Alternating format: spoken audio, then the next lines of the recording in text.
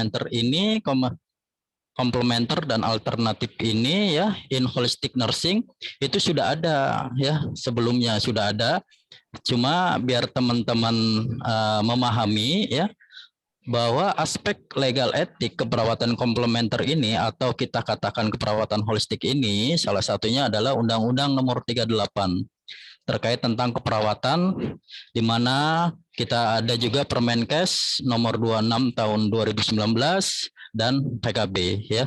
Nah, inilah landasannya kita mencakup bahwa teman-teman yang di luar sana praktek mandiri harus sesuai dengan acuan itu. Kenapa? Karena jangan sampai kita terlena, kita terbawa oleh profesi lainnya ya.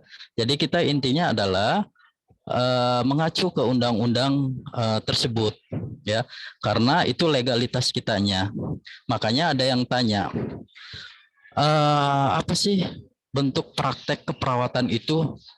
Apakah ngimpus, apakah memberikan suntikan, ataukah kita pasang kateter dan lain-lain. Nah, kalau teman-teman sudah mengacu ke undang-undang keperawatan, pasti akan paham dan akan jelas ya di sini bahwa perawat itu hanya boleh melakukan tindakan komplementer ya. Next, lanjut lagi. Nah, berdasarkan pasal 28 di sini bahwa praktek keperawatan itu ya, pelayanan kesehatan dan tempat lainnya sesuai dengan klien sasarannya. Praktek keperawatan pun di sini bisa praktek keperawatan mandiri, bisa praktek keperawatan di fasilitas pelayanan kesehatan.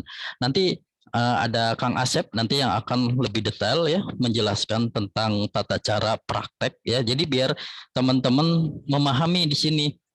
Saya itu praktek perawat, tapi apa nih yang harus diberikan kepada pasien ya. Nah, ini yang landasannya adalah mengacu ke undang-undang ya, undang-undang keperawatan. Next, lanjut. Nah, di undang-undang keperawatan juga pasal 30 bahwa dalam pasal 2 ini dalam menjalankan tugas memberikan asuhan keperawatan, jadi perawat hanya boleh berwenang melakukan atau tindakan keperawatan komplementer dan alternatif. Nah, lampirannya menjelaskan bahwa ini salah satunya adalah penyelenggara praktek keperawatan dengan memasukkan atau mengintegrasikan terapi komplementer dan alternatif ini dalam bentuknya asuhan keperawatan. Kalau teman-teman sudah punya SOP yang dari PPNI, kemudian SDKI yang dari PPNI, di situ sudah jelas banyak sekali terapi-terapi komplementer yang sudah mengacu ke intervensi keperawatan. Nah, inilah landasannya yang kita berikan pada saat teman-teman mau melakukan praktik mandiri maupun praktek mandiri di pelayanan kesehatan. Nah, itu yang paling terpenting ya. Next, lanjut. Nah, bahwa undang-undang keperawatan juga pasal 4 perawat wajib memiliki yang namanya STR. Pasal 7 di sini perawat juga harus memiliki SIPP. Perawat dapat memiliki 2 SIPP ya. Nah, pasal 9 sudah jelas kalau memang teman-teman mau buka praktek mandiri. Nah, ini yang paling terpenting ya. Makanya kalau dikatakan apakah memang setiap daerah akan berbeda, pasti sebenarnya ya harusnya sama ya sesuai perundang-undangan keperawatan tersebut ya. Next, lanjut. Nah, ini mekanismenya ya nanti akan dijelaskan, dipaparkan ya oleh Kang Asep ya, lebih jelasnya nanti ya. Nah, dilanjutkan lagi. Next. Nah, Permenkes nomor 26 ini ya tahun 2019 bahwa praktek keperawatan adalah pelayanan yang diselenggarakan oleh perawat dalam bentuknya adalah asuhan keperawatan ya. Jadi apakah kita memberikan infus, kita memasang NGT, kita memasang kateter termasuk tidak. Nah, itu bukan intervensi kita kecuali di dalam home care jika ada dokter yang bertanggung jawab, itu namanya mendelegasikan tindakan itu terhadap kita, di mana pendelegasian itu sudah ada di atas hitam putihnya. Itu yang paling terpenting. Jangan sampai teman-teman nurse ini disalahkan ya jika ada apa-apa, karena kita mengacu dari Permenkes ini. Next, lanjut. Nah, pasal 21 pun mengatakan ya bahwa di mana perawat itu hanya boleh melakukan tindakan keperawatan komplementer dan alternatif. Di sini dilakukan ya mereka yang memiliki kompetensi. Teman-teman ya harus mempunyai keahlian, ya bentuknya adalah sertifikasi keahlian di bidang komplementer ini. Inilah pentingnya di sini, sehingga nanti pada saat teman-teman buka praktek sudah paham dan sudah tahu ya apa yang harus dilakukan sesuai dengan kewenangannya, ya mengacu dari pasal 22 ini ya. Next, lanjut. Nah, di sini ya sudah, di sini sudah memahami, sudah jelas ya bahwa pelayanan keperawatan itu yang utama dan tidak dilakukan secara terus-menerus. Artinya ini kewenangan ini adalah kolaborasi bentuknya. Jikalau tindakan keperawatan komplementer ini bisa kita bersamaan dengan tindakan-tindakan medis yang lainnya ya. Karena ini memang kewenangan perawat, hanya kita memberikan adalah komplementer dan alternatif saja ya, sesuai dengan fungsi sebagai pelengkap. Next, lanjut.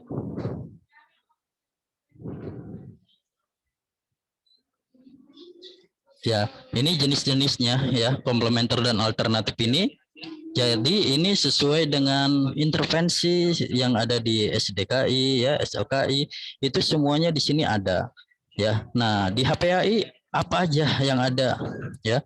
HPAI itu banyak ya, termasuk ada nanti aromaterapi, ada hipnoterapi, ada spiritual, ada yoga ya, kemudian ada touch healing atau energi terapi ya, kemudian ada herbal, semua mengacunya termasuk bekam di sini. Nah, teman-teman ya, bekam di sini kita akan membedakan dari bekam pada umumnya ya.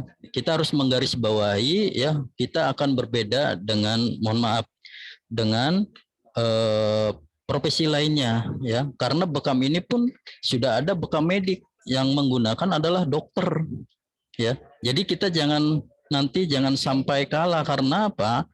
Komplementer ini dokter sudah mulai nih aktif ya di dalam komplementer, sehingga teman-teman perawat ini jangan sampai kalah nantinya.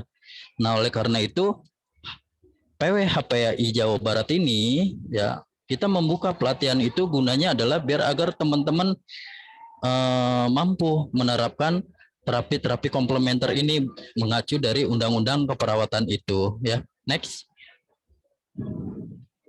Nah, jenjang keahlian di HPAI ya, ini ada basic, ada intermediate, dan ada advance ya. Jadi yang pada tanggal 25 sampai 27 ini adalah basic. Semua akan diberikan keilmuannya. Kemudian intermediate ini adalah jenjang keutamaan. Misalnya teman-teman mau ngambil bekam, kemudian mau ngambil yoga, mau ngambil hipnoterapi, mau ngambil herbal ya, atau message.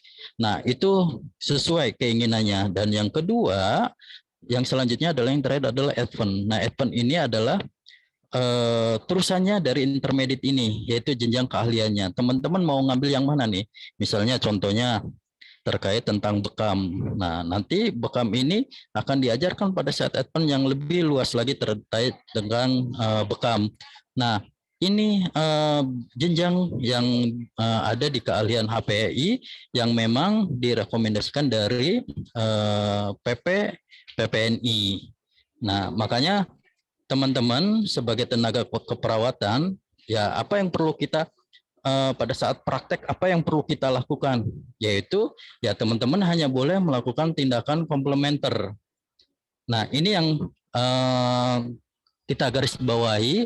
Nah, PWHPAI ini memberikan rekomendasi ya kepada teman-teman, kita sama-sama ayo belajar terkait tentang keperawatan komplementer dan alternatif in holistic nursing ini. Salah satunya adalah mengacu dari undang-undang keperawatan. Nah, itu yang paling terpenting ya. Next, lanjut. Nah, simpulannya adalah perawat dapat menerapkan berbagai terapi komplementer alternatif sesuai dengan keahlian dan kompetensinya yang dimiliki. Nah, inilah pentingnya. Jadi, teman-teman yang bergabung di perawat holistik Indonesia ini, ya, harus bangga. Kenapa? Ya, ini mengacu memang ke undang-undang keperawatan. Sehingga ini perlu teman-teman pelajari, harus memiliki keahlian di bidang tersebut ya. Next. Oke, nah ini silakan teman-teman pelatihannya. Kami ada semuanya di sini akan diajarkan, salah satunya adalah ASCAP Holistic Complementer ini ya.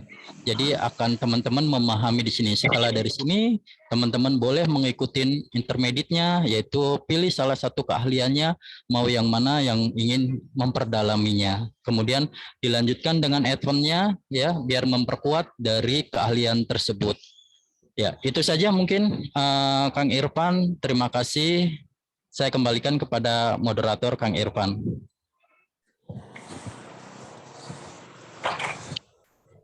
Ya, terima kasih Pak Sarip. Maaf. Terima kasih Pak Sarip yang telah memaparkan tadi hal-hal yang berkaitan dengan kebijakan. Dan insya Allah untuk pelatihan nanti beliau sudah bergabung juga sebagai peserta dan juga sebagai panitia ya yang akan mendampingi kita nanti di tanggal 25 sampai 27 nanti, dan nanti informasi tersebut juga akan disampaikan di akhir kegiatan. Nah, selanjutnya untuk paparan yang kedua yang akan disampaikan oleh Nurse Asep Solihat. Allah pada saat ini kita akan dengarkan paparan dari Nurse Asep Solihat mengenai mekanisme praktek mandiri keperawatan, komplementer, dan kredensialnya. Dan sebelum beliau berbicara, akan saya bacakan dulu CV beliau. Beliau pendidikan S1 keperawatan di Stikes Muhammadiyah dan juga NES di Stikes Muhammadiyah, dan sampai magister keperawatan Universitas Muhammadiyah. Kegiatan beliau adalah konsultan praktik keperawatan mandiri, konsultan statistik kesehatan, dan tim visitor praktik perawatan mandiri DPD PPNI Kabupaten Cianjur. Ya, alhamdulillah kita nanti banyak berdiskusi di dalam hal ini ya, karena beliau seorang konsultan ya yang insya Allah ilmunya sudah dan semuanya sudah ada ya di beliau gitu ya. Pengalaman dan aktivitas beliau juga sebagai anggota bidang pelayanan DPD PPNI Kabupaten Cianjur, wakil ketua bidang organisasi dan kaderisasi DPD PPNI Kabupaten Cianjur, dan anggota bidang pelayanan pimpinan wilayah Himpunan Perawat Holistik atau HPHI Provinsi Jawa Barat. Dan kepada beliau, Bapak Nurse Asep Solihat SKep MKep, dipersilahkan. Baik, terima kasih banyak, Pak. Cek dulu nih kedengaran suaranya. Kedengaran, Pak. Oke, sebenarnya ada trouble kayaknya. Kalau mau share screen udah ada co-host, Pak. Oke, baik, terima kasih Pak. Saya izin share screen dulu. Enggak. Nih. Itu sama mama. Oke. Ya. Tanyakan ke papa. Papa boleh juga. Oh, tapi kalau udah dulu nanti dipindahin. Baik, mohon izin share screen-nya sudah terlihat. Proses, Pak. Ke bapak.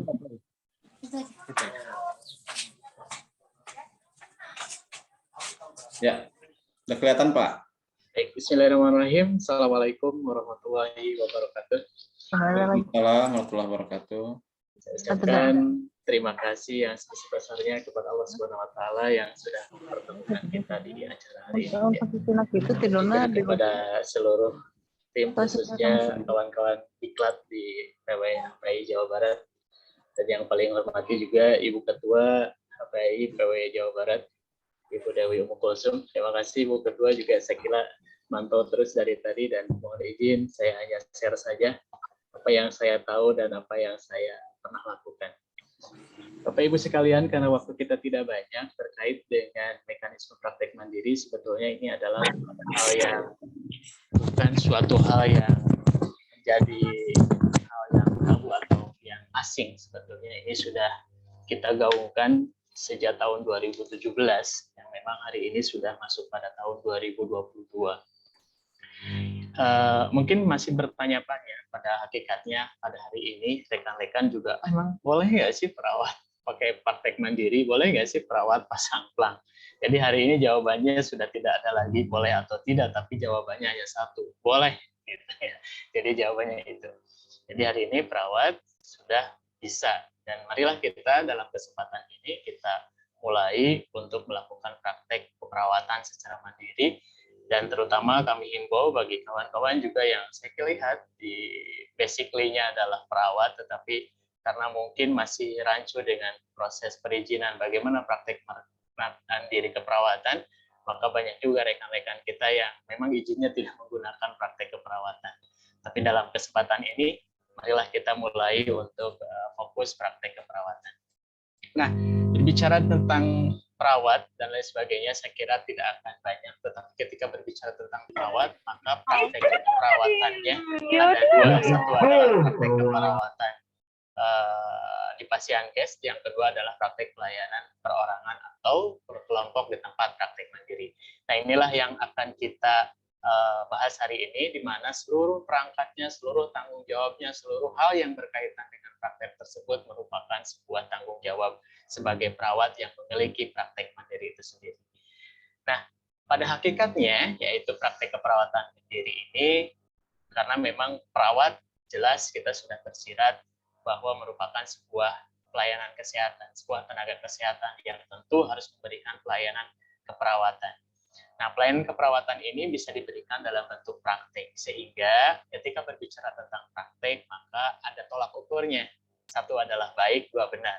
Ketika berbicara baik, tetapi yang terpenting hari ini yang kita akan geser pembahasannya adalah benar. Ketika berbicara benar, maka harus berproses pada legalitas. Maka ketika berbicara tentang legalitas, maka ada tahapan-tahapannya, yaitu legalisasi. Apa saja? Yaitu bertolak pada hukum.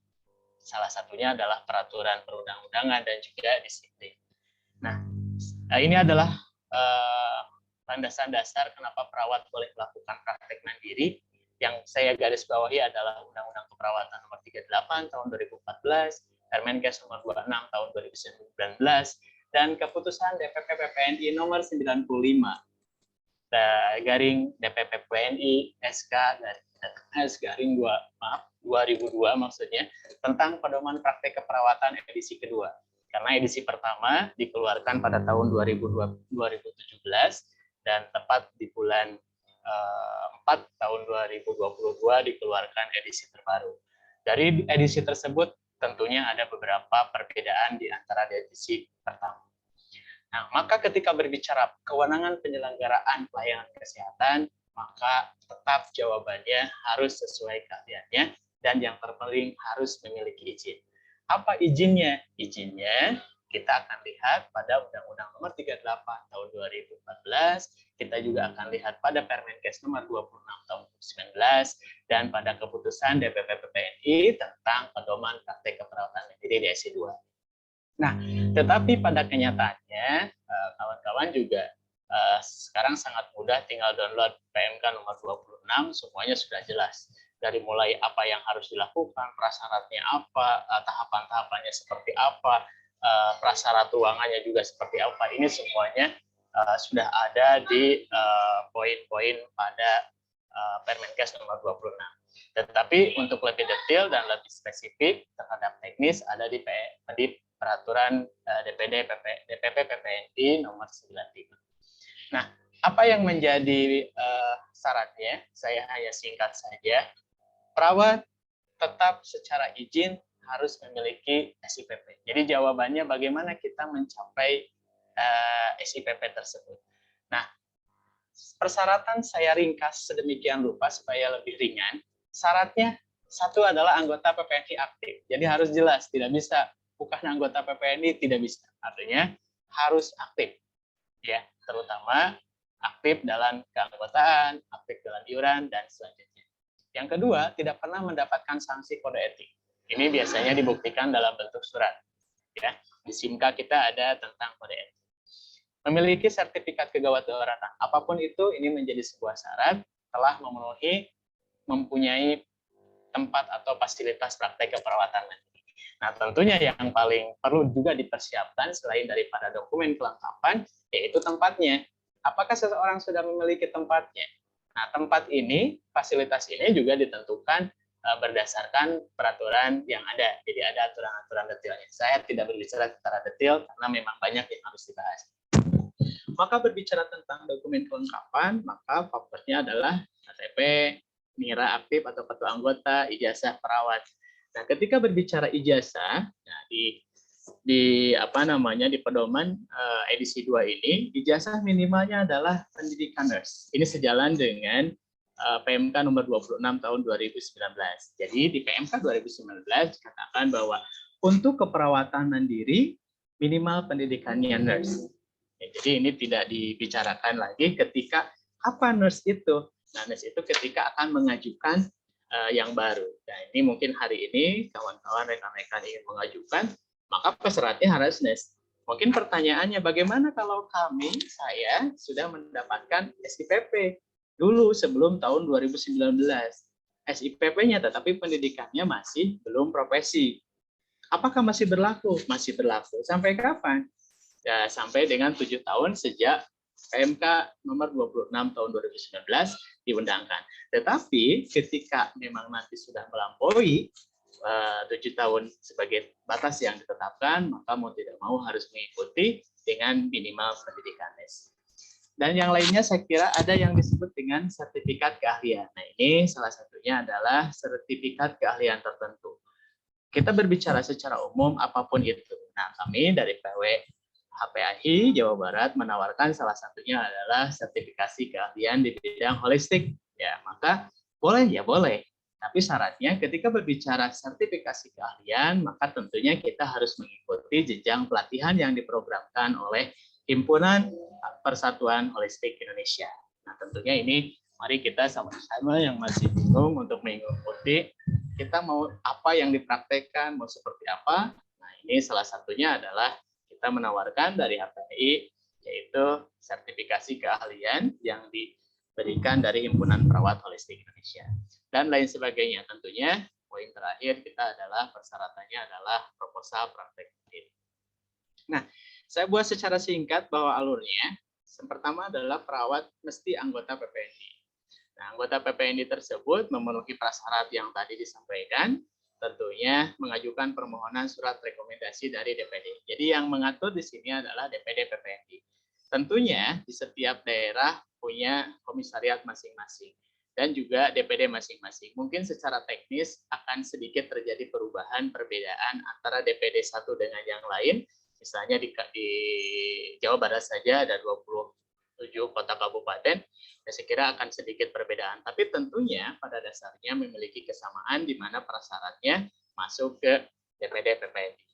Nah, di DPD PPNI kita lakukan visitasi, ya, visitasi yaitu melihat, mengecek baik daripada persyaratan dokumen atau persyaratan kelengkapan lainnya, apakah layak atau tidak.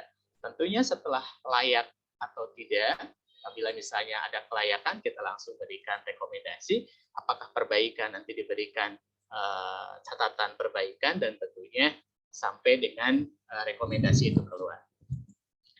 Bapak Ibu yang saya hormati dan saya banggakan, memang waktunya juga pendek, tetapi saya bercoba untuk lebih cepat lagi. Nah, ketika sudah mendapatkan surat rekomendasi, maka pengajuan yang kedua adalah masuk ke Dinas Kesehatan. Dinas Kesehatan tentunya adalah meminta rekomendasi juga. Jadi Dinas Kesehatan di beberapa kota dan daerah ada dua perbedaan. Pertama, ada yang memang Dinas Kesehatan yang mengeluarkan SIPP sekaligus.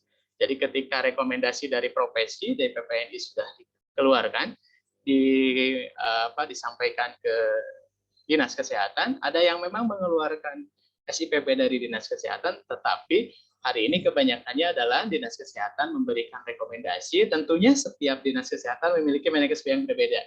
Contohnya di kami yang berpengalaman, pengalaman itu dilakukan kembali visitasi ulang atas nama Dinas Kesehatan. Nah, tentunya setelah Dinas Kesehatan mengeluarkan rekomendasi, maka proses selanjutnya adalah seluruh dokumen tahapan selanjutnya adalah dimasukkan ke Dinas Perizinan. Nah, tentunya yang mengeluarkan SIPP di beberapa daerah yaitu Dinas Perizinan atau DNPSPP. Atau ada beberapa yang memang langsung dari Dinas Kesehatan keluar saja SIPP-nya. Yaitu nanti karena berhubungan dengan otonomi daerah, saya kira tidak perlu dipermasalahkan. Tentunya konsepnya adalah SIPP itu keluar dari pemerintah daerah. Nah, Bapak Ibu sekalian, saya kira nanti untuk tempat praktek ini yang bisa kita lakukan, salah satunya adalah di praktek mandiri, di klinik, puskesmas, rumah sakit. Nah, tentunya yang kita bahas yaitu praktek mandiri. Tentunya sebagai catatan Bapak Ibu semua, ketika berbicara mandiri maka seluruh tanggung jawab ada di beberapa orang, ada di orang atau di perawat yang memang memiliki praktek mandiri itu. Nah, saya kira sekitar itu aja untuk monitoring. Saya kira bisa dilakukan oleh perorangan, kelompok, dilakukan oleh OP. Biasanya yang paling sering melakukan monitoring adalah OP itu sendiri. Biasanya 1 tahun kita lakukan monitoring, dan juga dari pihak puskesmas biasanya sebagai perpanjangan daripada Dinas Kesehatan juga melakukan monitoring. Dan saya kira demikian yang saya bisa sampaikan. Mungkin nanti bisa diperpanjang di forum diskusi saja. Terima kasih, saya kembalikan ke Pak Irfan. Terima kasih. Assalamualaikum warahmatullahi wabarakatuh. Waalaikumsalam warahmatullahi wabarakatuh. Atur nuhun Pak Asep atas paparannya yang jelas tadi, sangat teknis juga ya.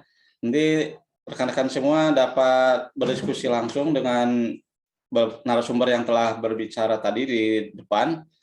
Tapi sebelumnya kita undang lagi satu pembicara yang terakhir, yaitu Bapak Heri Suheri, yang CV-nya silakan ditampilkan. Pak Heri sudah hadir ya di ruangan Zoom.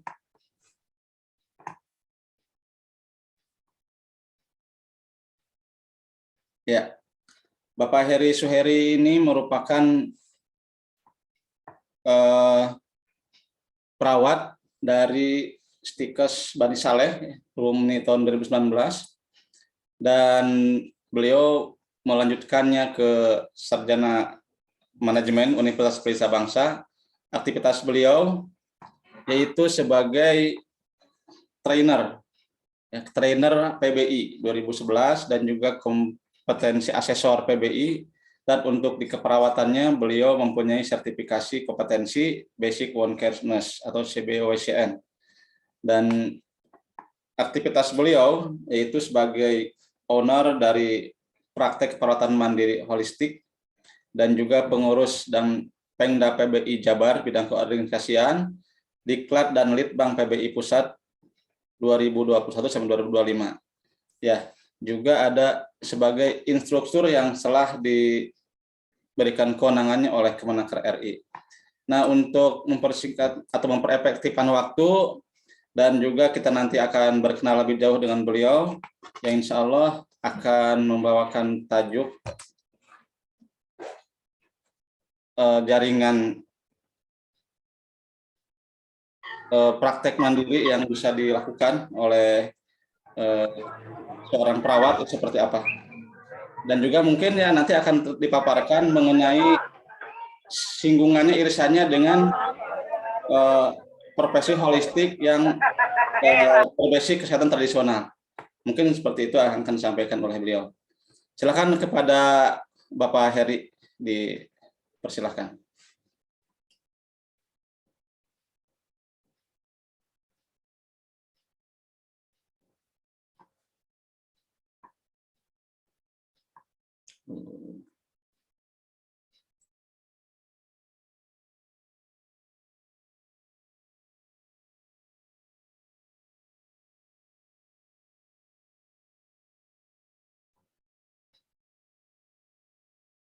Suaranya belum ada, Pak.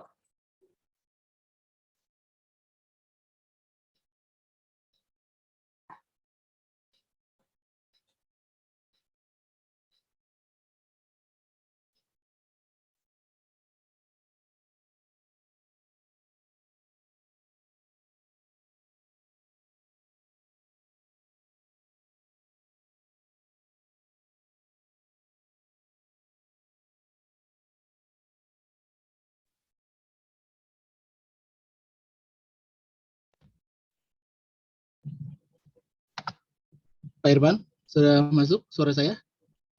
Alhamdulillah sudah, Pak. Silakan. Bismillah. Assalamualaikum warahmatullahi wabarakatuh. Salam sejahtera untuk kita semuanya. Salam merdeka, Indonesia pulih, Indonesia bangkit. Yang insya Allah hari ini bertepatan dengan Hari Kemerdekaan Republik Indonesia yang ke-77. Semoga kita diberikan kekuatan untuk senantiasa memberikan atau membersamai dalam memberikan gerakan kesehatan atau membantu program masyarakat dalam bidang kesehatan atau keperawatan yang kita miliki. Sebelumnya yang kami hormati Ibu Ketua KHI Jawa Barat, kemudian para narasumber yang luar biasa tadi sudah menyampaikan berbagai macam keilmuan basic dari praktek keperawatan mandiri ini, dan juga kepada rekan-rekan semuanya sejawat dimanapun berada yang sudah tergabung dalam link Zoom ini. Semoga senantiasa diberikan kesehatan dan salam BUMS, Mind, Body, and Soul. Semoga kita semuanya juga terikat agar kita sama-sama untuk saling belajar. Bismillah, teman-teman sekalian, para narasumber, Ibu Ketua dan jajarannya. Sebelumnya saya bersyukur kepada bahwa saya masuk menjadi anggota Himpunan Perawat Holistik, yang mungkin ini saya akan gambarkan sedikit bahwa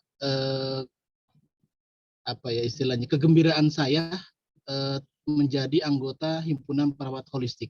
Kenapa? Karena memang saya ingin sedikit mengulas bahwa basically memang saya adalah tanda kutip komplementer secara penyehatan, tetapi kemudian saya melihat ada sebuah integrasi yang kuat di bidang kesehatan medisnya yang alhamdulillah saya kemudian masuk kuliah di Stikes Bani Saleh dan insya Allah akan meneruskan kembali untuk S2-nya, S1 nurse dan sebagainya, S2, ya mudah-mudahan mohon doanya, di mana ini menjadi sebuah kekuatan buat saya bahwa tergabungnya saya di Himpunan Perawat Holistik ini adalah sebuah keterikatan saya pribadi dalam perawatan komplementer. Yang tentunya ini mungkin berbeda dengan teman-teman sejawat yang lainnya. Ini kalau bahasanya out of the box ya, artinya teman-teman saya izin saya awalnya adalah surat tanda pengobat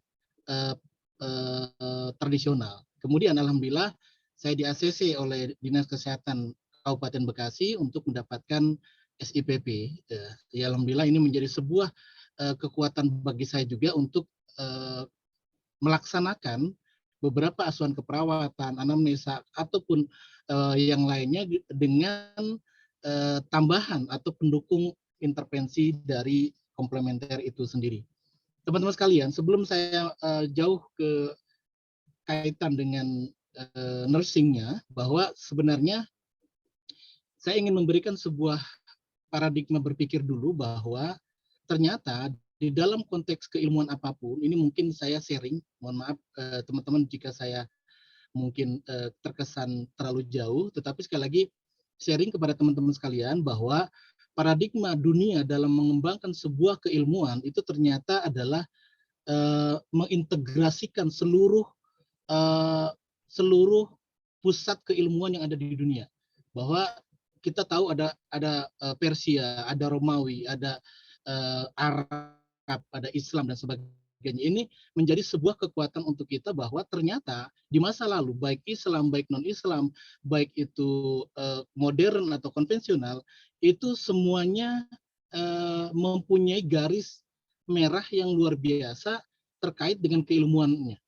Nah, ini yang kemudian saya mencoba untuk sharing dengan teman-teman bahwa kenapa kemudian saya juga alhamdulillah bergabung dengan Himpunan Perawat Holistik ini adalah semata-mata memang ingin menjadikan tadi aspek pengobatan ataupun layanan kesehatan kepada masyarakat lebih diakui, lebih trust lagi, dan lebih yakin mereka terhadap konsep-konsep daripada kedokteran itu sendiri. Maka teman-teman sekalian, sejawat, para narasumber dan yang lainnya, ini mohon sharing saja bahwa saya mohon bimbingannya juga, tapi karena memang basically ada saya praktisi, maka saya akan juga memberikan sebuah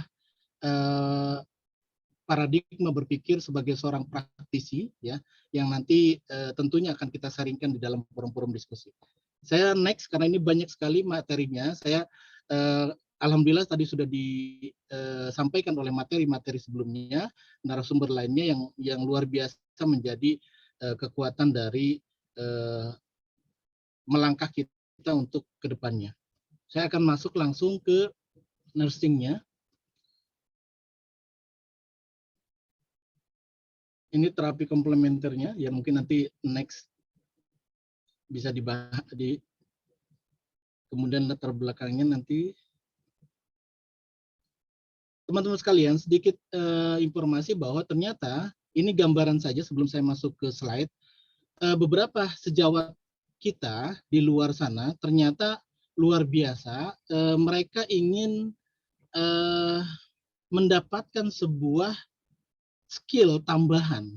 Ini kenapa? Karena saya sering dihubungi oleh beberapa teman sejawat kita bahwa ternyata kita bisa lebih maksimal dalam menerapi klien, ya, dalam ketika kita memang katakanlah mengkolaborasikan atau integrasikan pengobatan-pengobatan modern dengan komplementer yang tentunya adalah karena basicnya kita adalah keperawatan, maka asuhan keperawatan adalah yang prioritas dan yang komplementer adalah sebagai pendukungnya.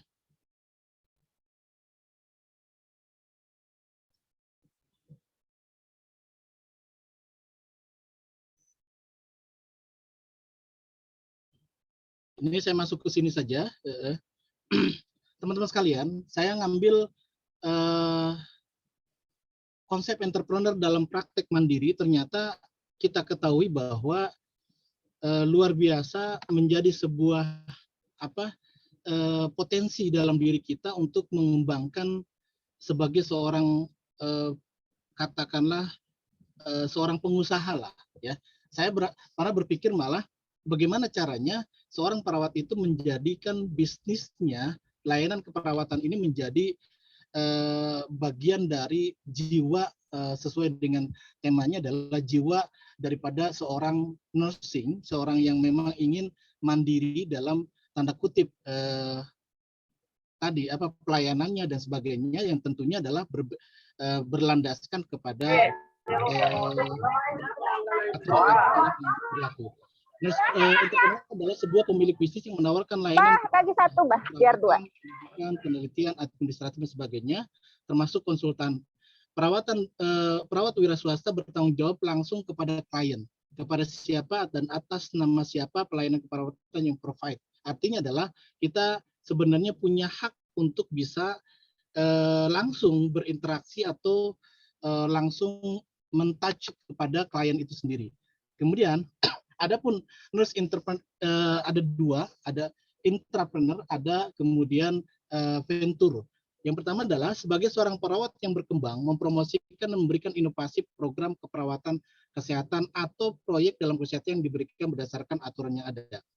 Hari ini kita membutuhkan seorang nurse intrapreneur yang di dalamnya bisa memberikan sebuah inovasi dalam terapinya. Ini yang penting agar kita juga kemudian bisa memacu adrenalin kita agar konsep keperawatan itu masuk ke dalam praktek mandiri atau komplementer itu sendiri. Nah, inilah kemudian kita harus masuk ke ranah itu. Kemudian kita tahu bahwa ternyata Venture sebagai contoh praktik mandiri perawatan perawat pemilik rumah perawatan atau layanan konsultasi. Maka ini pun menjadi sebuah kekuatan seorang perawat mampu memberikan layanan konsultasi.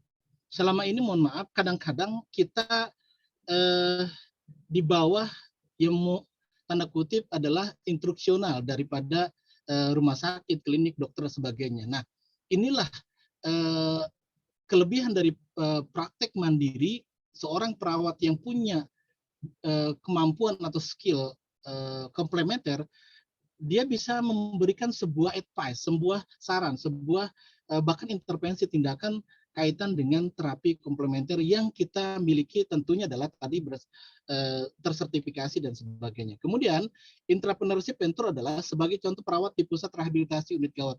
Artinya perawat juga bisa saja berada pada sebuah pusat perawatan rehabilitasi, gawat daruratan, klinik, rumah sakit dan sebagainya. Ini juga menjadi bagian daripada seorang perawat, tetapi tadi dia punya feel sebagai seorang perawat yang mampu mengembangkan jiwa komplementer itu sendiri. Jadi masukkan layanan-layanan komplementer sebagai intervensi tambahan sehingga akan memberikan wacana baru kepada pasien-pasien kita.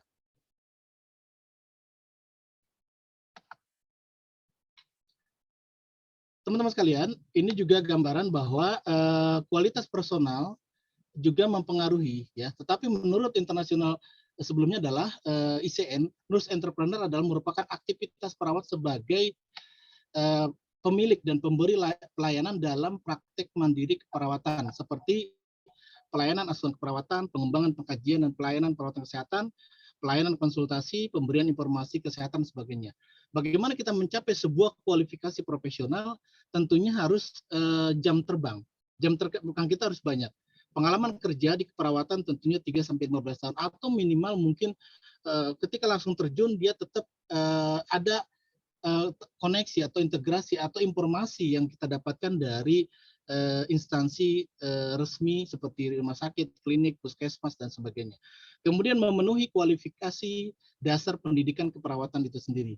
Yang ketiga adalah memiliki kompetensi dalam kemampuan negosiasi. Ini penting teman-teman sekalian. Kenapa? Karena ternyata saya mungkin karena saya praktisi ya, ini pentingnya ketika mendapatkan trust dari klien, bahkan tanda kutip kita mempunyai sebuah effort yang baik di masyarakat atau di klien, maka itu akan lebih mudah mereka itu berkonsultasi bahkan dalam hal mengutarakan berbagai macam kasus keluhannya, termasuk penyakit-penyakit yang tentunya berbahaya.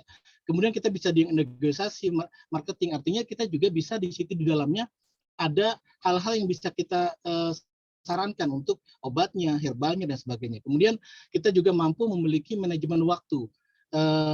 Ketika mungkin praktek mandirinya ramai, kita juga harus batasi. Ada komunikasi terapeutik yang efektif sehingga mereka sudah bisa dengan singkat waktu, tapi mereka langsung percaya dan yakin bahkan sudah memberikan dirinya untuk diterapi tanda kutip terserahlah katakanlah kepada perawat itu sendiri. Kemudian kita juga mampu kalau bisa jejaring, karena hari ini teman-teman sekalian saya juga punya Google Businessku yang hari ini tiba-tiba orang datang ke praktek mandiri saya itu lewat internet atau Google, itu banyak. Dan insight-nya atau traffic-nya itu banyak sekali, di atas 1.000.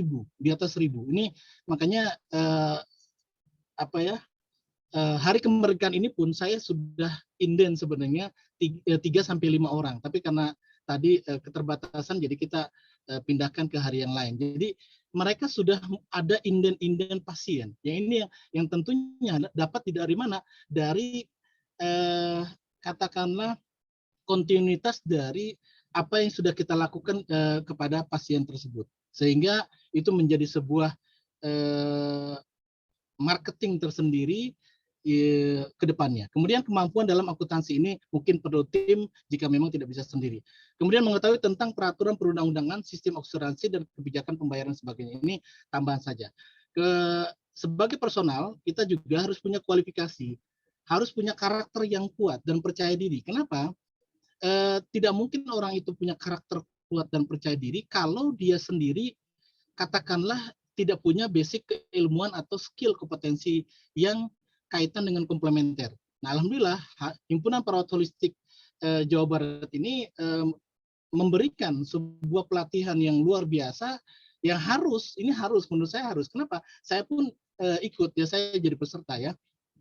Kenapa? Karena memang keilmuan ini dibutuhkan untuk disampaikan kepada klien. Bahkan kalau bisa, ketika kita mendapatkan keilmuan, kita perbanyak jam terbang, maka itu akan menjadi sebuah kepercayaan pada diri kita bahwa ternyata tindakan intervensi komplementer ini mampu memberikan kontribusi persentase yang signifikan kepada pasien kita, di luar daripada katakanlah terapi-terapi atau asuhan keperawatan baik ataupun mungkin tindakan medis lainnya.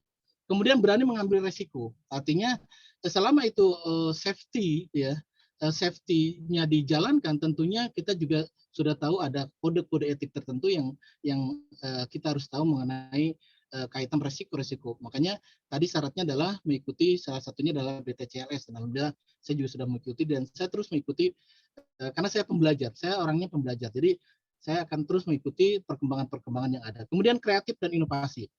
Ya, tentu ini juga menjadi sebuah gambaran ketika kita sudah buka praktek mandiri, kita harus mulai seolah-olah kita menjadi seorang pengusaha. Gitu. Itu. Kemudian disiplin diri, kita juga harus tahu.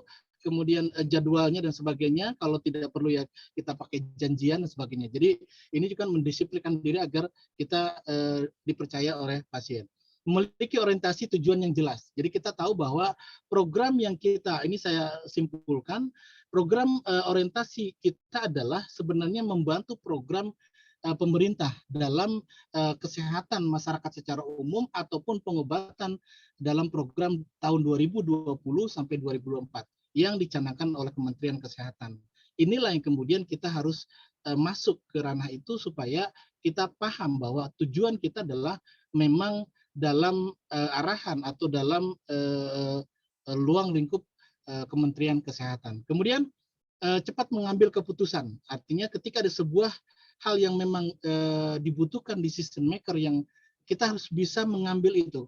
Bisanya dengan apa? Artinya dengan sesuatu yang kita harus pahami dulu. Artinya dia bisa mengambil sebuah keputusan ketika memang dia sudah memahami keilmuannya. Memang dia memahami katakanlah pemahaman terkait dengan komplementer itu sendiri ataupun keperawatan secara umum. Kemudian kemampuan organisasi yang baik, yang bagus ya. Ini juga saya juga belajar di HPHI. Saya membutuhkan teman-teman untuk belajar dan saya suka berorganisasi dimanapun, makanya saya berada di beberapa organisasi karena memang saya suka organisasi. Kemudian bisa membuat sebuah perencanaan ke depan, apa yang kita proyeksikan ke depan, kemudian apa yang kita bisa integrasikan dengan layanan kesehatan yang lainnya sebagai. Kemudian proaktif di sini adalah di masyarakat, kita harus care terhadap masyarakat agar masyarakat itu kemudian ketika ada apapun katakanlah yang dituju adalah kita. Ini adalah penetapan yang disampaikan asosiasi adalah memiliki pengetahuan kompetensi sebagai perawat yang didapatkan dari pendidikan keperawatan secara berkelanjutan. Ya. Kemudian memiliki fokus area populasi dan isu-isu kesehatan sebagai area pelayanan. Yang ketiga adalah memiliki sikap, nilai, dan etika profesional sebagai keperawatan. Ini undang-undang juga kaitan dengan keperawatan, tapi sekali lagi ini hanya beberapa kesimpulan yang saya munculkan. Melakukan pengajian keperawatan secara holistik, diagnosis keperawatan, tindakan keperawatan, melaksanakannya, kemudian mengevaluasi, melakukan rujukan, memberikan tindakan pada keadaan darurat, memberikan konsultasi keperawatan dan berkolaborasi dengan dokter, melakukan penyuluhan kesehatan dan konseling, dan melakukan penata laksanaan pemberian obat kepada klien sesuai resep tenaga medis atau obat bebas atau obat terbatas, dan tentunya ini adalah sesuai dengan katakanlah rujukan dari dokter atau rumah sakit. Ini juga sama kaitan-kaitan dengan pemberian asuhan keperawatan untuk masyarakat, ini juga nanti bisa dibaca banyak sekali yang harus kita lakukan sebenarnya. Pengolahan inilah yang menjadikan kita lebih profesional dalam sebuah intervensi penyakit ya dengan kaitan komplementer. Tadi pengkajian, kemudian menemukan kasus penyakit, merencanakan tindakan, melaksanakan tindakan dan sebagainya, termasuk yang lainnya. Ini penyuluhan pendidikan juga Permenkes, kita lihat di sini sudah jelas apa yang dilakukan oleh perawat bersifat promotif ya. Ini kaitan promotif, penyuluhan dan sebagainya. Kemudian preventif kita juga mengupayakan agar lebih kepada sifatnya adalah perawatan, bukan pada pengobatan itu sendiri, tapi bagaimana usaha itu dicegah sebelum si pasien sakit. Kemudian juga usaha rehabilitatif adalah langsung ketika memang tadi ketika preventif, kemudian sebenarnya ada satu lagi terlewat adalah kuratif ya. Tadi upaya kuratif ini ya ketika memang sudah sakit, maka dia juga harus ada bantuan-bantuan pengobatan termasuk pengobatan komplementer itu sendiri. Ini juga penting agar kita mengetahui level daripada sebuah penyakit itu sampai seperti apa ya. Kemudian pemantauan ketika masuk kepada rehabilitatif, maka pemantauan keteraturan berobat sesuai program rehabilitasi dan sebagainya. Ada home visit-nya dan sebagainya. Ini juga penting agar kita tahapan-tahapan ini menjadi sebuah bekal untuk kita mana yang harus kita lakukan. Apakah itu sifatnya baru promotif atau preventif atau kuratif dan sebagainya. Kemudian ini BOK yang saya dapatkan dari Unani Medicine, ini sebenarnya penggabungan yang sebenarnya lebih banyak kepada holistiknya ya. Nah, ini tambahan saja. Kemudian penata laksananya seperti ini mungkin gambaran saja. Ketika klien datang maka ada pemeriksaan atau diagnosa oleh dokter atau medis, kemudian informate consent, request consent, terapi dan sebagainya. Termasuk tindakan oleh nakes atau nakesrat yang kompeten telah melakukan pelatihan dan sertifikasi. Ini gambaran ketika klien datang. Kemudian critical thinking-nya adalah ketika kita ingin melakukan sebuah tindakan komplementer, sebenarnya adalah kita harus tahu penyebab dari kebutuhan dasar si pasien itu sendiri. Kemudian sistem tindakan itu apa? Apa yang akan kita lakukan? Tentunya ini kembali lagi sebelum melakukan sebuah tindakan intervensi komplementer, kita harus masuk ke ranah asuhan keperawatan dahulu, pemeriksaan dulu, anamnesa dulu, dan seterusnya. Atau kalau perlu kita mendapatkan data yang valid dari rumah sakit dan sebagainya. Kemudian ada keluhan utama atau masalah keperawatan yang dikeluhkan oleh rasakan klien, dan di kanan itu adalah analisis dampaknya. Ketika terjadi dampaknya, apa yang harus kita lakukan? Pemberian nutrisi kah, rujukan kah, dan sebagainya. Kemudian semua ini sebenarnya bisa dimasukkan ke dalam intervensi dengan komplementer. Ketika kita sudah tahu apa yang mesti kita lakukan, ya nanti ada contohnya sebenarnya.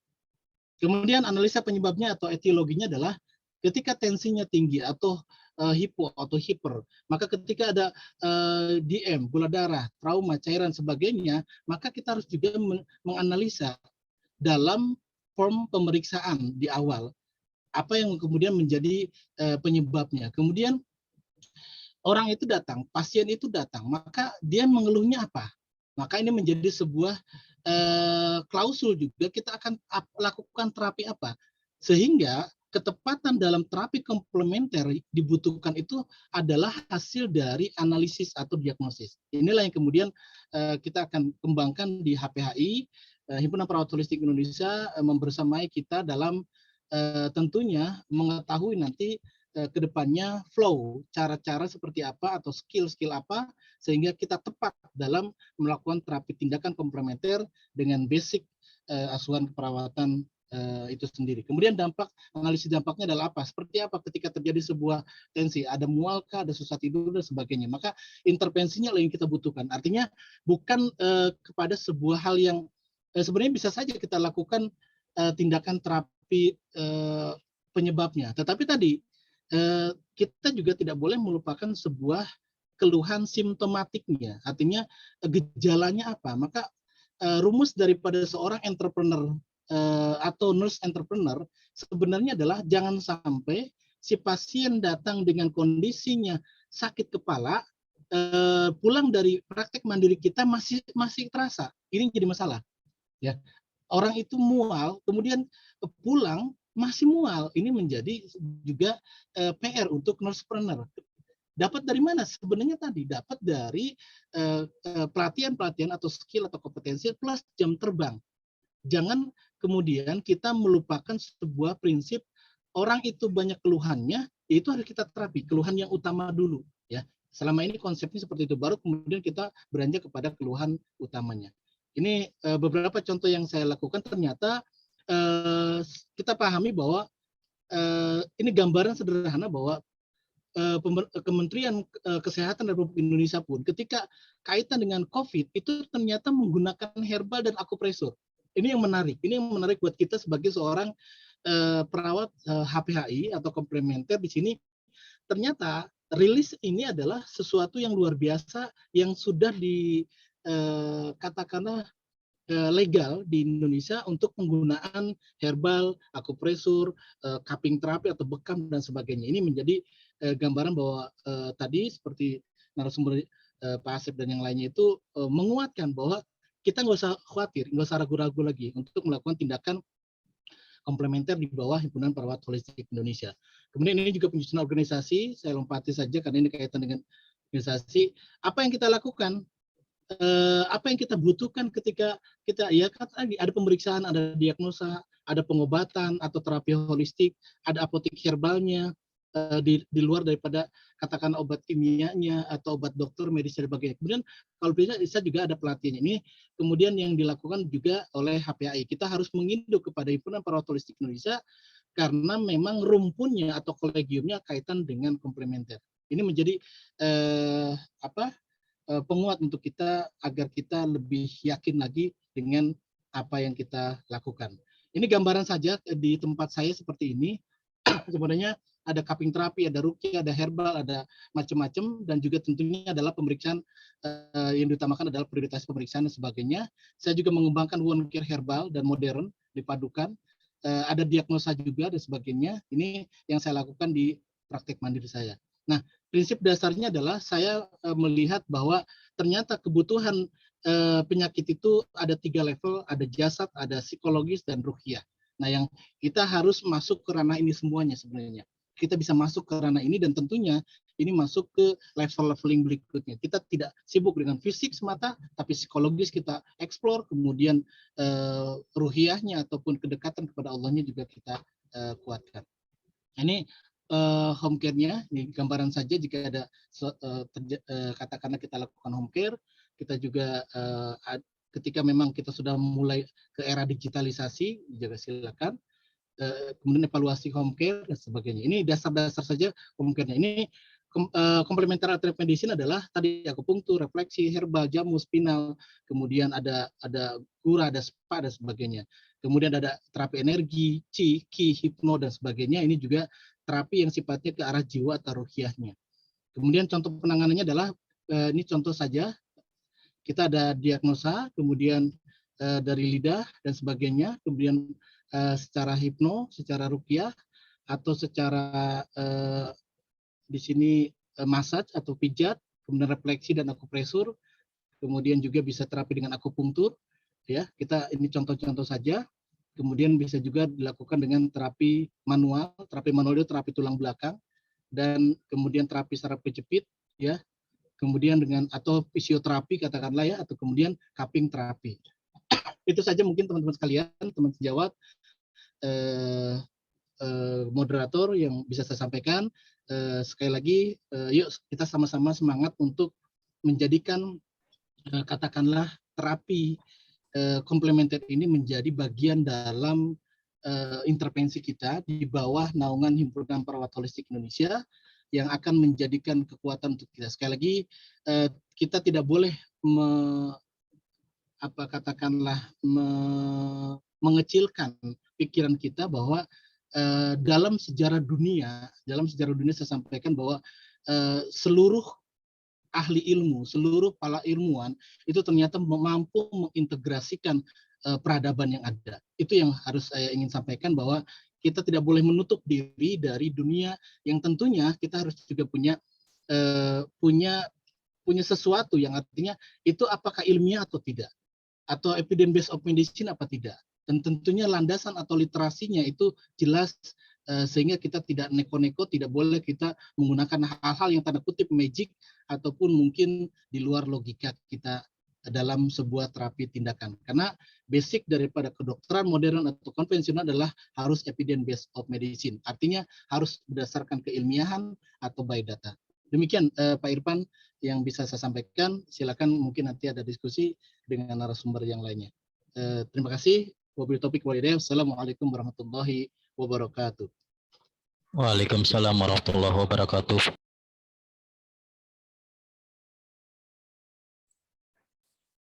Alhamdulillah, terima kasih jazakumul khair Pak Heri yang telah memaparkan mengenai nursepreneur.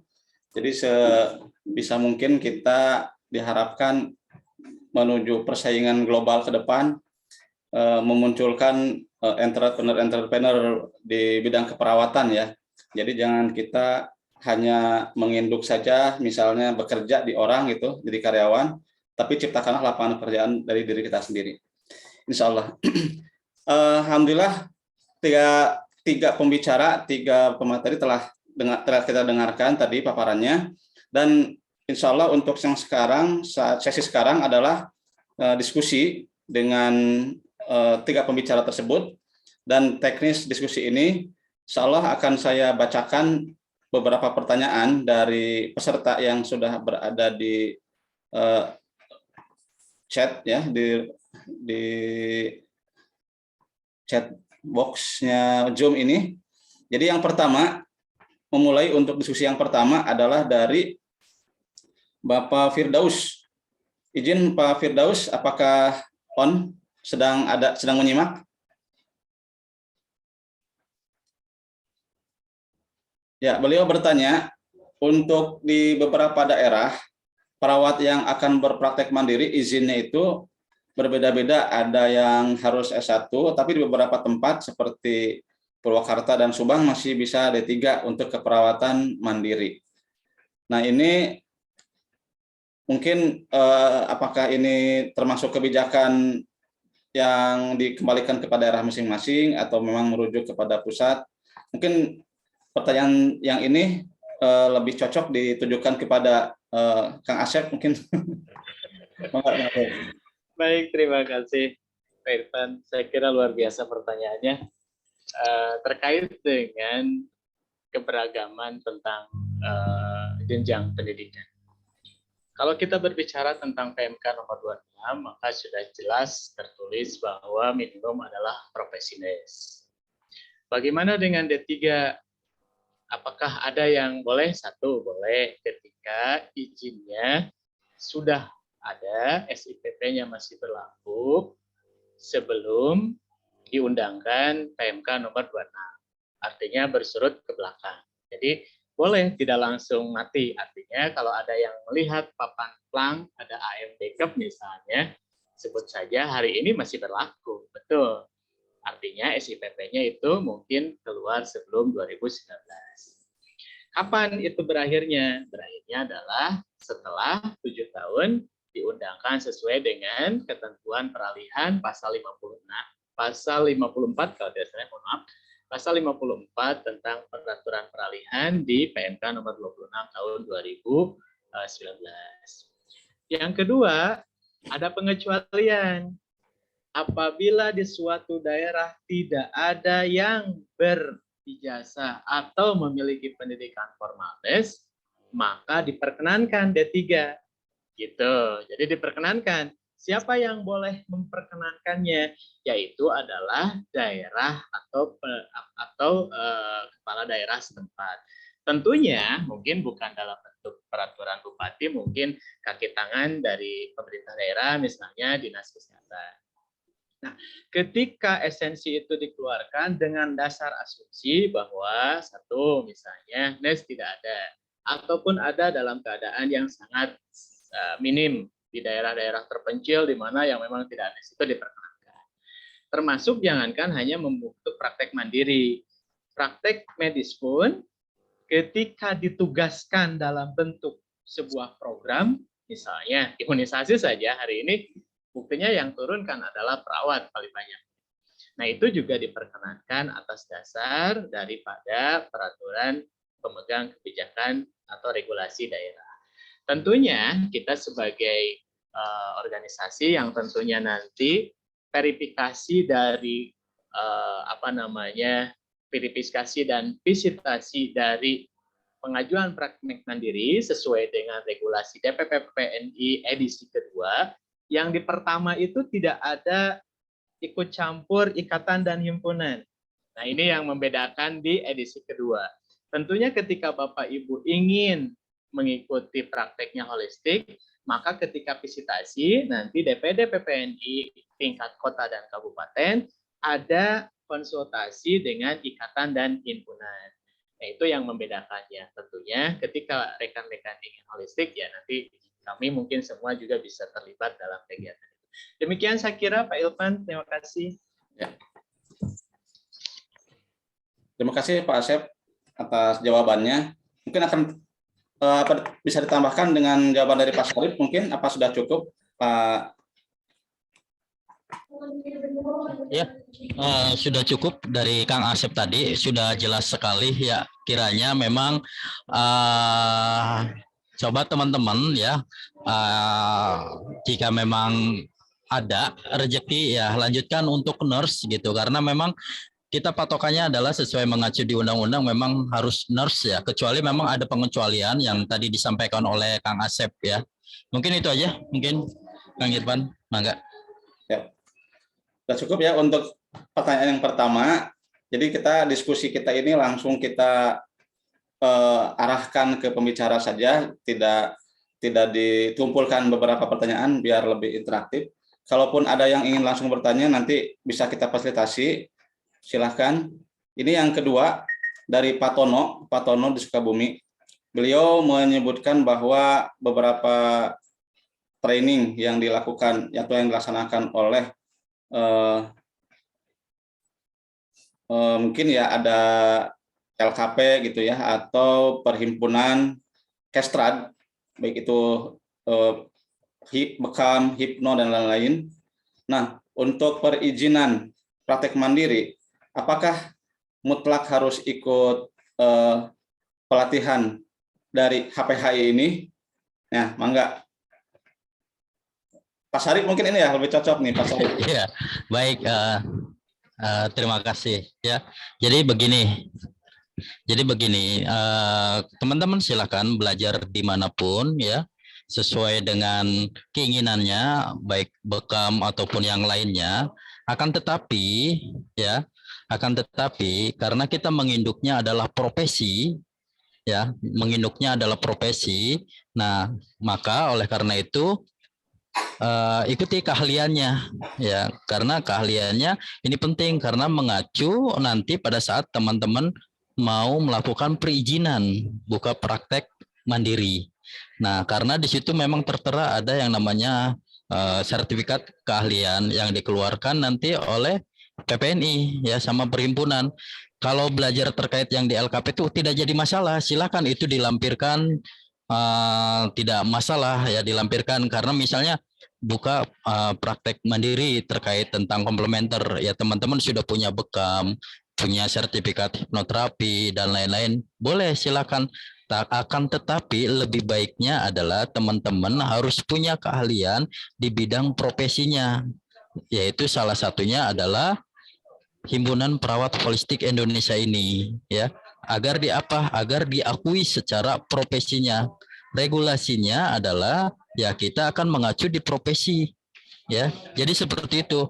Kalau terkait tentang keilmuan dan lain-lain silakan boleh belajar sama siapapun ya, tapi untuk regulasinya terkait profesi ini adalah Himpunan Perawat Holistik Indonesia ini. Makanya ke depan nanti teman-teman yang praktek keperawatan holistik ini rencananya ya ke depannya itu akan ada mungkin rekomendasi dari perhimpunan khususnya, karena apa? Agar lebih tahu, dan teman-teman yang buka praktek pun agar memahami apa sih yang boleh dilakukan pada saat kita praktek mandiri itu apa. Jadi tidak boleh di luar dari kewenangan sesuai dengan amanat undang-undang keperawatan tersebut ya.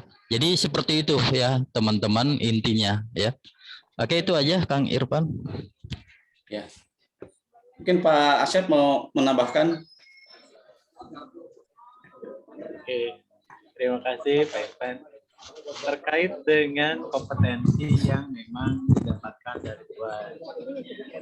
Memang secara khusus hari ini kita pembahasan terutama ketika sudah keluar edisi 2, salah satunya ketika akan melakukan visitasi dalam rangka mengeluarkan rekomendasi DPD PPNI, itu hari ini sudah tertera. Salah satunya adalah adanya komunikasi, konsultasi dengan ikatan dan himpunan. Mungkin ketika Bapak Ibu membaca buku panduan di edisi pertama yang dikeluarkan tahun 2017, itu tidak ada tulisan ikatan dan himpunan. Nah, maka dengan demikian tentunya harus tersetara Ada warna dengan hitam yang dikeluarkan oleh Nggak ada. ikatan dan himpunan. Itu lebih baiknya. Tetapi tadi saya melihat juga di chat, ketika bagaimana kalau non keperawatan tapi sudah pelatihan, apakah boleh gabung dengan HPHI? Ya tentunya jawabannya salah satunya ya minimum adalah anggota PPNI. Maka jawabannya sudah gugur. Tidak bisa karena salah satu prasyarat Sudah. PPNI aktif. Ininya nggak ada yang hitam ya? Saya kira demikian Pak. Terima kasih. Coba Ya. birunya lihat. Ya, terima kasih Pak Asep. Ini sebelum ke Pak Mulia Purkon untuk langsung bertanya, ini menyambung juga dari pertanyaan sebelumnya. Mungkin ini saya tujukan kepada Pak Heri ya, Pak Heri. Bagaimana apabila rekan-rekan perawat yang memilih jalur prakteknya melalui kesehatan tradisional ya, Krestrad. Nah, dan ini mungkin banyak juga Pak, diantaranya yang berawal dari Kesrad dulu, lalu mengambil jalur keperawatan melalui D3 keperawatan dan NES. Nama enggak Pak Heri mungkin ini bisa lebih jelas menjelaskan. Terima kasih Pak Irfan. Jadi teman-teman sekalian, sedikit gambaran bahwa hari ini kita sebagai seorang perawat yang masuk ke Gitu aja. perawat holistik Itu aja. ini landasan dahulu. Kenapa? Kemudian kita akan memetakan mana sebenarnya perawat, mana dokter, mana penyehat, itu dulu. Jadi jangan sampai kemudian kita mencampur adukan antara penyehat, nakes dan sebagainya. Nah, kembali kepada sebuah kompetensi sebenarnya, karena saya juga mengikuti berbasis SKKNI, maka seluruh kompetensi yang kita miliki, seluruh modalitas yang kita miliki, idealnya atau berdasarkan ketetapan negara memang harus ada SKKNI-nya, harus ada rujukannya. Jadi tidak bisa kemudian kita menjadi seorang kompetensi di bidang terapi modalitas apapun itu yang tidak ada SKKNI-nya. Nah, itu. Ini gambaran secara umumnya. Jadi agar teman-teman juga terbuka bahwa kita melihat bahwa kompetensi kita ini seharusnya diakui oleh negara atau memang perhimpunan tersebut katakanlah modalitasnya belum ada dasar hukum SKKNI-nya, maka kita harus masuk ke dalam sebuah perhimpunan yang tadi mendapatkan kompetensi. Hari ini karena hampir semua atau semuanya di sini adalah perawat, maka kita wajib mengikuti keilmuan ataupun kompetensi di perawat holistik itu sendiri. Kenapa? Karena ini ada payung hukumnya, ada PPNI-nya, ada regulasinya dan sebagainya. Tapi tadi siapapun dia, mau pembekam, mau akupresur, mau sebagainya, maka rumpun modalitas di Himpunan Perawat Holistik Indonesia sendiri yang tadi sudah dipaparkan itu sudah lengkap. Berarti siapapun bisa masuk ke dalam Himpunan Perawat Holistik Indonesia ini. Tapi tadi yang mensertifikasi siapa? Yang tentunya HPHI. Ketika dia siapa? Ketika dia seorang perawat, kan gitu. Artinya ini yang harus pemaparannya harus jelas. Jadi jangan sampai kemudian kita berbicara seorang penyehat atau dokter itu sendiri. Karena dokter sendiri sudah ada namanya PDBI, Perkumpulan Dokter itu sendiri ya, berkaitan dengan bekamnya, akupresurnya, bahkan termasuk akupunktur medik pun dokter sudah punya perhimpunannya. Maka kembali kepada peranan kita ini sebagai seorang perawat, maka intervensi tambahan yang kita akan lakukan adalah harus sesuai dengan skill kompetensi komplementer yang diakui atau disertifikasi oleh Himpunan Perawat Holistik Indonesia. Demikian Pak Irfan. Ya, Terima kasih Pak Heri atas jawabannya. Mungkin boleh ditambahkan oleh Pak Sarip, mungkin silakan ada tambahan Pak Sarip. Ya, terkait tentang teman-teman yang sudah belajar terkait kesehatan tradisional ya, silakan, itu tidak jadi masalah sih sebetulnya ya. Akan tetapi sayang kalau teman-teman profesinya nurse atau perawat, kenapa tidak kembali ke kiblatnya, artinya ke profesinya ya. Kita sudah dinaungi oleh himpunan. Ya sayang saja gitu. Maksudnya kalau memang itu silakan belajar mau di mana saja gitu. Yang penting adalah balik lagi ke kiblat kitanya, yaitu di profesi kita.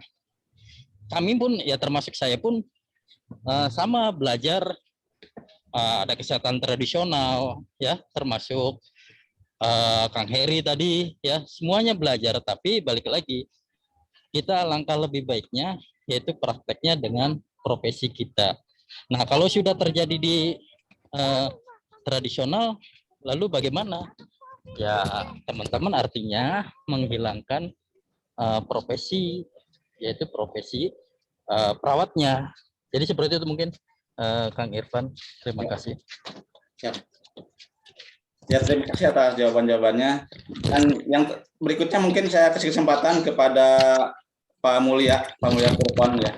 Di sini silakan untuk langsung membuka mikrofonnya untuk berkomunikasi dengan pembicara. Silakan.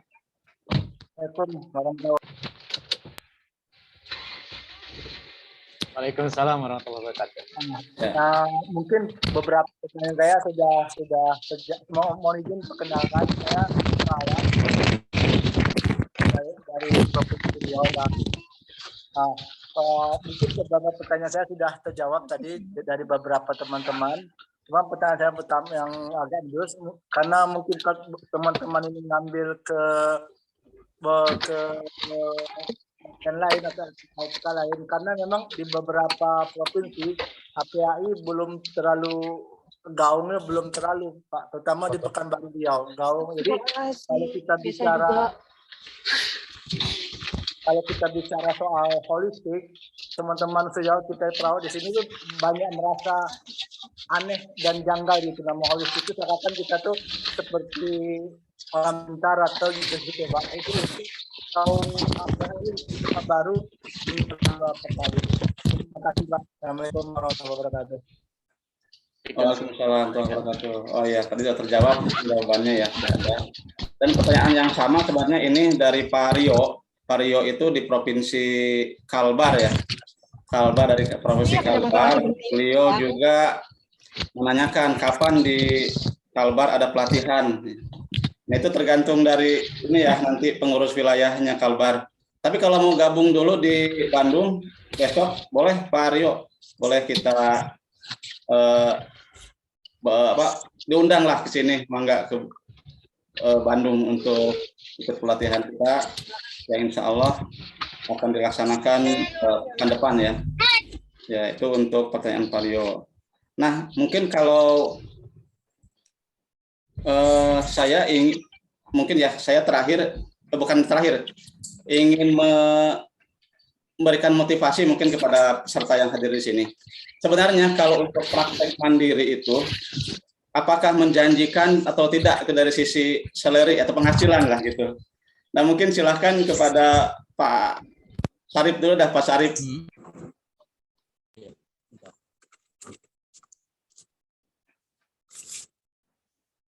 Pak Sarip. Ya, gimana Pak? Oh ya, Pak Sarip. Mangga, dengan praktek mandiri ini apakah menjanjikan kesejahteraan kepada perawat atau tidak nih Pak Sarip? Ya, pengalaman saya yang sudah memang hampir berapa tahun ya, baik menjalankan home care ya maupun praktek ya, itu ya alhamdulillah. Kalau dibilang menjanjikan itu karena kan rezeki sudah diatur ya. Kalau menjanjikan pasti iya, dan kita bisa mempekerjakan teman-teman mungkin yang belum bekerja ya, baik itu di tempat praktek kita maupun di home care.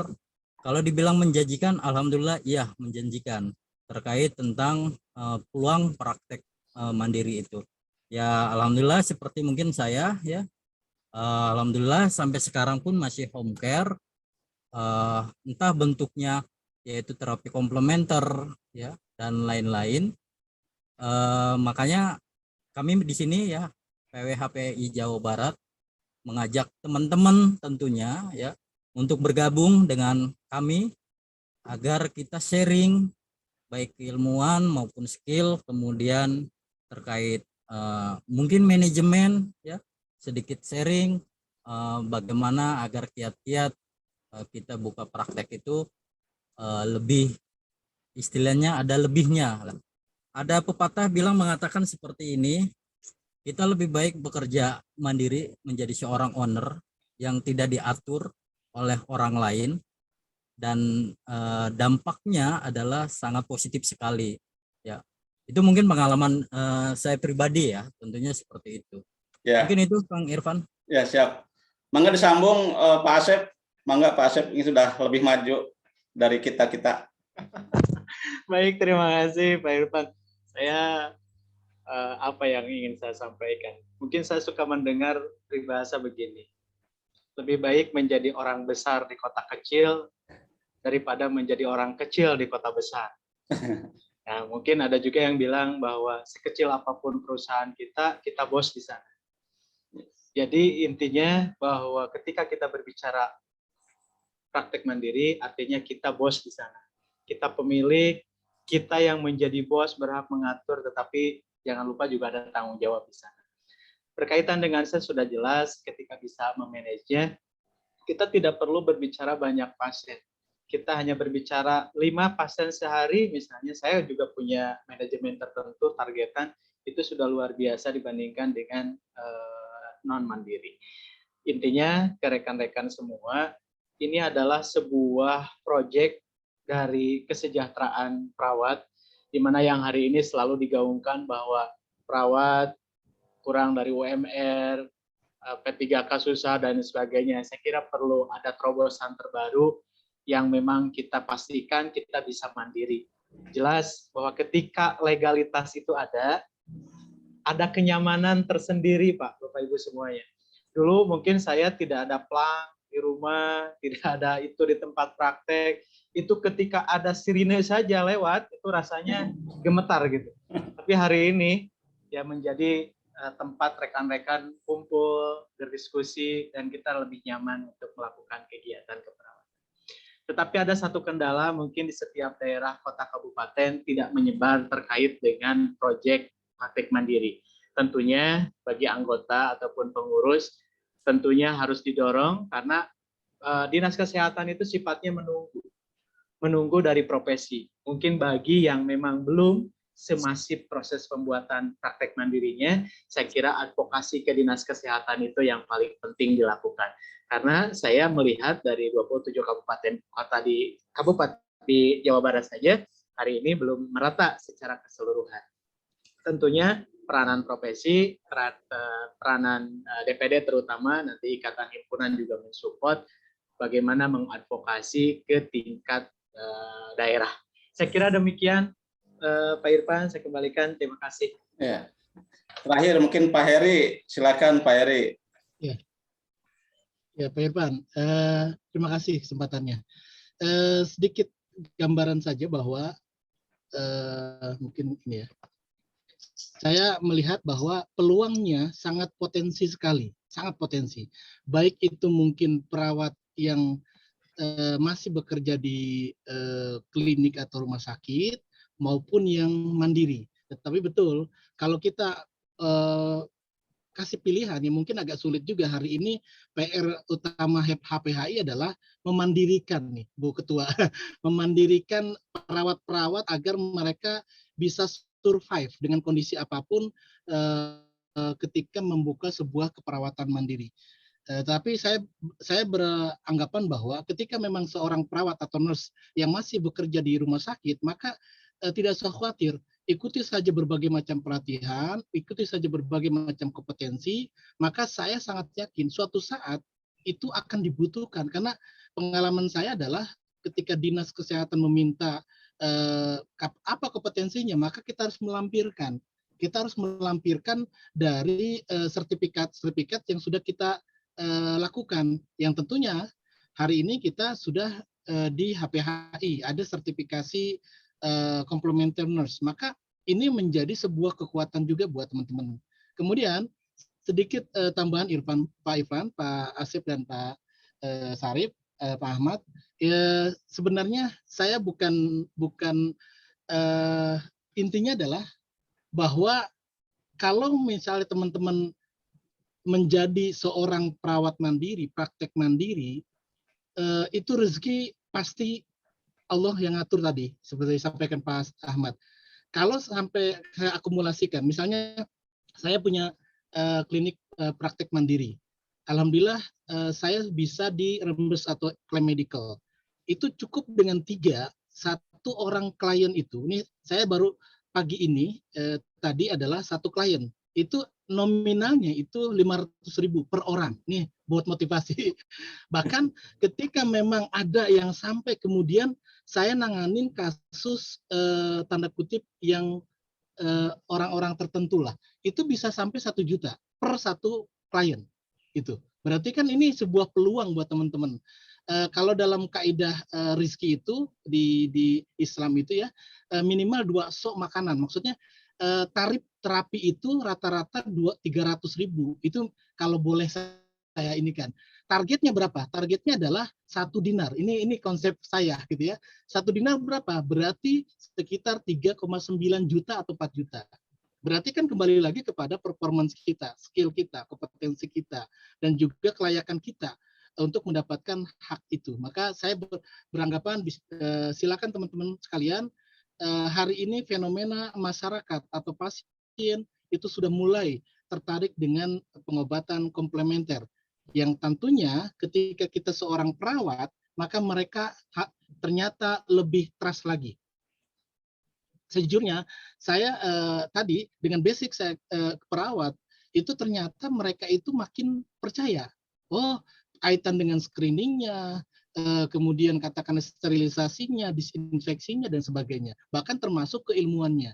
Ini yang harus kita pegang. Sehingga masyarakat itu memang harus diedukasi untuk lebih kepada keilmiahan ataupun kepada konsep-konsep yang lebih logis agar mereka juga yakin terhadap datangnya mereka untuk terapi itu adalah ke orang yang tepat, yaitu teman-teman sekalian. Itu mungkin sedikit tambahan dari saya. Ya. Terima kasih. Ya, alhamdulillah. Ternyata waktu kita sudah pukul 17:32 dan ini sudah melewati dari waktu yang telah ditentukan. Dan mungkin untuk sesi kita yang terakhir ini, tadi sudah dijelaskan dari masing-masing pembicara closing statement-nya. Ya, tidak usah diulang kembali ya closing statement-nya. Insya Allah sudah bisa menyimpulkan masing-masing dari para pendengar di ruang Zoom ini. Terakhir mungkin ini disinggung tentang izin praktek mandiri apakah harus masuk HPHI? Sebenarnya tidak juga. Karena bisa juga praktek mandiri itu dengan berdasarkan keahlian perawatan luka juga bisa ya, tidak harus perawatan holistik. Tapi salah satu untuk pintu masuk praktek mandiri bisa dengan perawatan holistik. Nah, kalau yang pertanyaan terakhir mungkin ini diulas sedikit saja untuk invasif, tindakan invasif seperti akupunktur, bekam, itu sebenarnya untuk perawat sudah bisa mendapatkan kewenangan. Kecuali yang tidak mendapatkan kewenangan itu adalah strat ya, kesehatan tradisional. Itu bekamnya harus bekam kering, misalnya tidak ada tindakan-tindakan invasif. Dan untuk kewenangan dokter dan perawat holistik sudah jelas, di perawatan holistik itu sudah ada keilmuannya yang diakui, tindakan-tindakannya juga sudah ada diakui, dan insya Allah kompetensi tersebut itu nanti akan diberikan kepada peserta pelatihan yang akan dilaksanakan pada tanggal 25 sampai 27 besok ya. Dan itu mungkin terakhir dari saya selaku moderator, dan kami ucapkan terima kasih kepada Bapak Syarif, kepada Pak Asep dan juga Pak Heri yang telah memaparkan tentang temanya tadi yang telah kita bahas masing-masing, dari mulai kebijakan sampai entrepreneurship seorang perawat. Semoga apa yang telah disampaikan tersebut menjadi amal jariah ya, sebagai pengetahuan, tambah pengetahuan pada kita semua.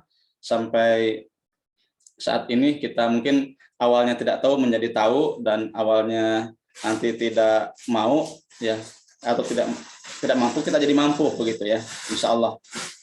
Dan dipersilahkan kepada para pembicara bila mana telah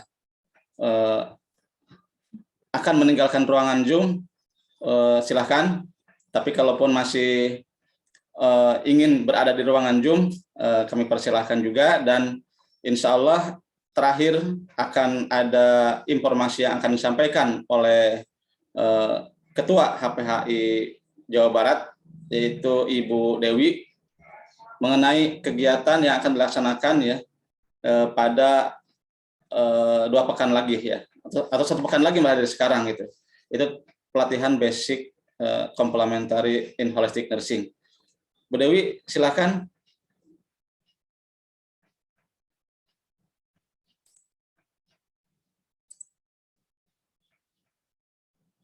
Atau Ibu Iin, mungkin mangga. Ibu Iin sebagai ketua pelaksana kegiatan training basic tersebut. Ya, baik. Suara saya apakah terdengar? Terdengar Ibu, terdengar. Ya. Baik, hatur nuhun Pak Irfan. Assalamualaikum warahmatullahi wabarakatuh. Selamat sore rekan-rekan semua. Alhamdulillah luar biasa di hari kemerdekaan ini kita dapat bersama di ruang Zoom. Tadi sudah juga kita menyimak sebuah inspirasi, lalu keilmuan dan juga role model ya yang telah dilaksanakan oleh rekan-rekan sejawat kita yang hebat. Nah, rekan-rekan dari HPHI Jawa Barat, ini adalah peluang yang sangat dinanti bagi kita semua ya, perawat, di mana di Indonesia baru diselenggarakan oleh HPHI Bali, dan Jabar ini adalah yang kedua yang diberikan oleh HPHI Pusat ya untuk melaksanakan pelatihan dasar HPHI. Nanti certified-nya CBCN ya, benar Pak Irfan? CBCN ya nanti ya. Ya Bu. Certified-nya ya. Baik. Nah, rekan-rekan semua, bagi rekan-rekan yang sudah mengikuti talkshow di sore hari ini, rekan-rekan berhak mendapatkan voucher potongan harga untuk mengikuti pelatihan sebesar 170.000. Benar ya Pak Irfan ya? Ya Bu. Nah, bagi rekan-rekan yang mendaftar hari ini, jadi bagi rekan-rekan yang mendaftar hari ini kesempatan terakhir untuk mendaftar dan mendapatkan potongan harga sebesar Rp170.000. Jadi pelatihannya biayanya Rp2.500.000 dan dipotong dengan voucher tersebut Rp170.000 hanya untuk yang mendaftar dan transfer hari ini. Nah, lalu kegiatannya nanti akan diselenggarakan pada tanggal 25 sampai tanggal 27 bulan ini. Jadi 25 dan 26-nya online dan 27-nya offline. Tempat offline-nya di Sekretariat DPW Jawa Barat.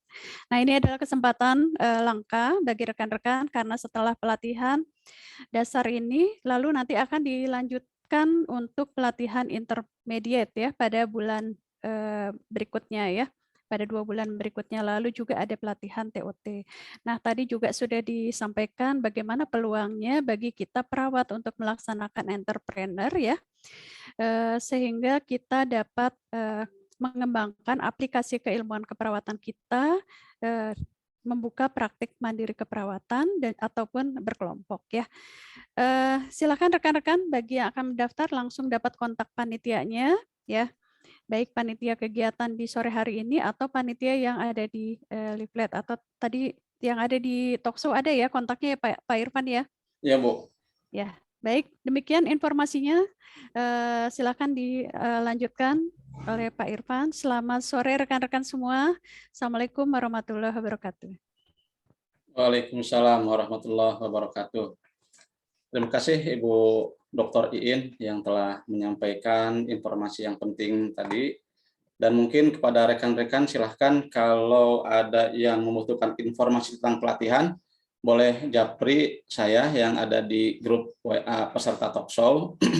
Silahkan nanti kebijakannya apakah sekarang registrasi dulu misalnya memesan tiket bayarnya besok. Nah, itu teknisnya insya Allah bisa dibicarakan ya. Yang jelas adalah pelatihan basic ini sebagai salah satu pintu masuk keahlian kita, skill kita yang diakui oleh organisasi profesi kita yaitu PPNI sebagai salah satu pelatihan yang direkomendasi untuk persyaratan praktek mandiri, salah satunya dalam bidang holistik. Ya. Alhamdulillah sekarang waktu menunjukkan pukul 17:39. Mungkin sebelum kita akhiri, ini ada dari panitia ingin dokumentasi dulu. Barangkali belum ada yang absen. Silakan untuk absensi dulu. Kegunaan absensi ini nanti untuk pengiriman sertifikat ya ke email masing-masing. Juga nanti sebagai syarat untuk diskon Rp170.000 di hari kemerdekaan ini untuk ikut pelatihan basic training complementary in holistic nursing. Ya, demikian mungkin informasinya. Terakhir mungkin sebelum ditutup, kita mohon keikhlasan dari Bapak Ibu sekalian untuk berfoto bersama dulu. Berfoto bersama, harap dibuka dulu kameranya masing-masing. Silahkan Bapak Ibu sekalian.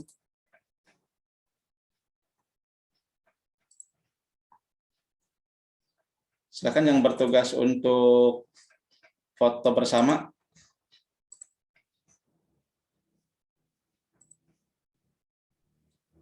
Satu, dua, tiga. Ya. Ya, silakan.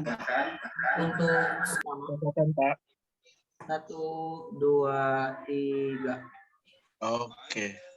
Untuk slide kedua selanjutnya. 1, 2, 3. Cukup Pak, terima kasih Pak. Cukup ya. Ya, terima kasih pada teman-teman. Mungkin cukup sudah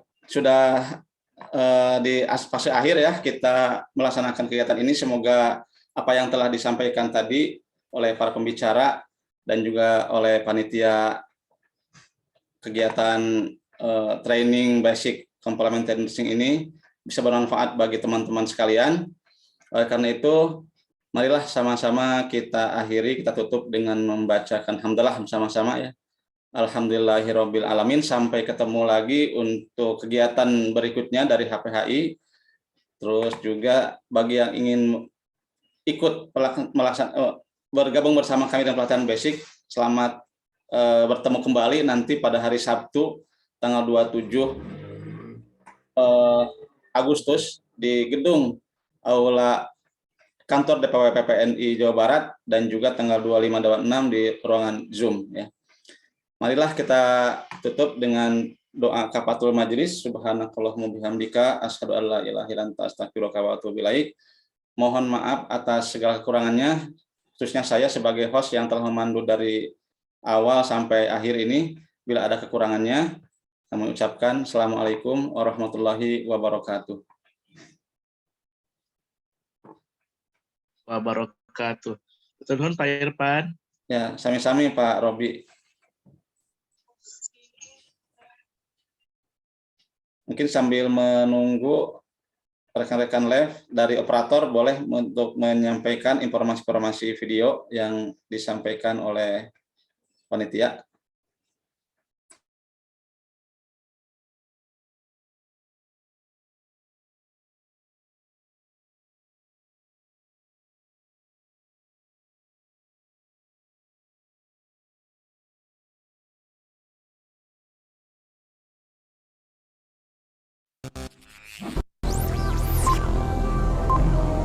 Invite the people, stand by.